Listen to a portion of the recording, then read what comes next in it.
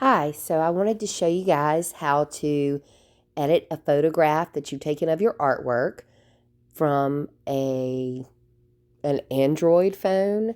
So I'm working on a Samsung Galaxy S10 Plus. Yes, I had to look that up.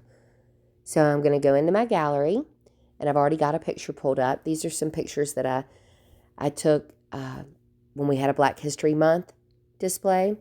So I'm wanting to do just one of these pictures. So from this screen, I'm going to press the pencil at the bottom, which is my edit. And I'm going to crop, which is actually the first thing that automatically comes up. And so you can see that the picture, when it was hanging on the board, was kind of skewed, especially at the bottom. So I'm going to crop that out. We're going to lose some information, but it's okay, because we're going to have enough information to keep the artwork. And so from there, I'm just going to push save, which is at the top. Actually, no, I'm not. I'm going to come down here at the bottom menu, and I'm going to do the three little rings.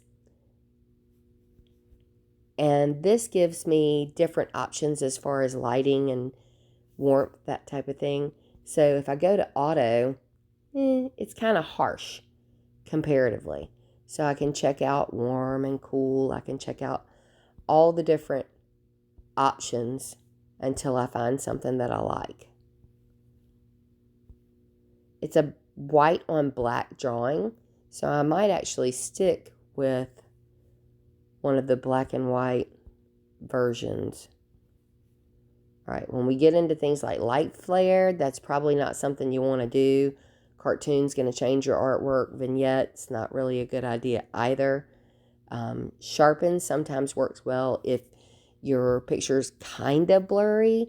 If you have a picture that's too blurry, you don't want to use it, just retake the picture. So black and white, classic, and grayscale are probably my best. To me, grayscale looks a little too light.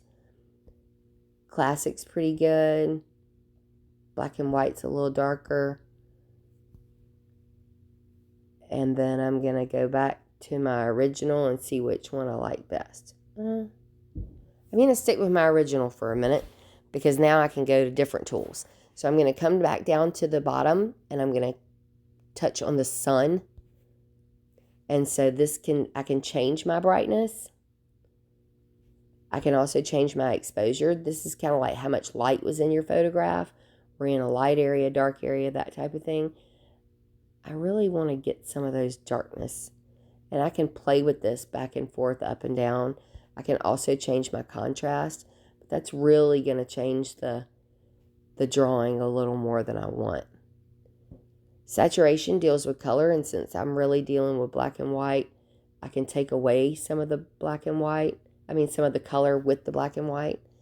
Hue is color. White balance, you can do daylight, cloudy, incandescent, which I don't love, fluorescent, which I don't love, and then that changes your coloring.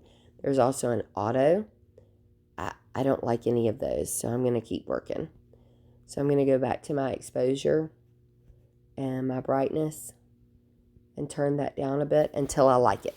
Once I like my photograph of my artwork, all I have to do is press save. In the Android phones, it saves them as a JPEG, so we don't have to change any settings like we did with the iPhone. So we should be ready to go as far as resizing. And that's it. Thanks.